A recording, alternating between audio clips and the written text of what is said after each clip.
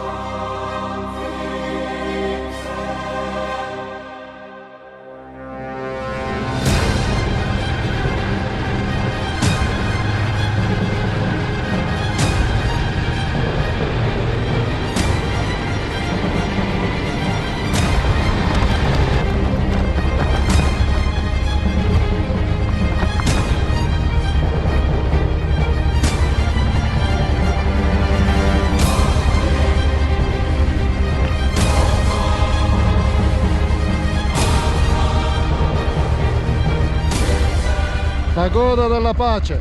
Siamo arrivati alla pagoda della pace, tempio buddista.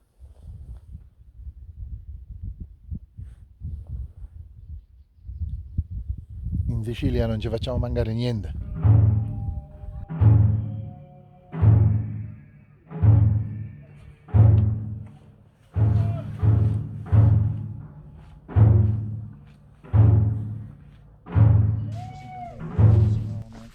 In quella maniera quando inizia a fare il discorso importante per le persone devono stare attenti a quello che sto dicendo, non è che può dire sempre state attenti, sto parlando, l'attenzione verso si mette in questa posizione, si mette l'attenzione verso la parola di attenzione alla sua parola. Sono diverse, diciamo, mudra si chiamano.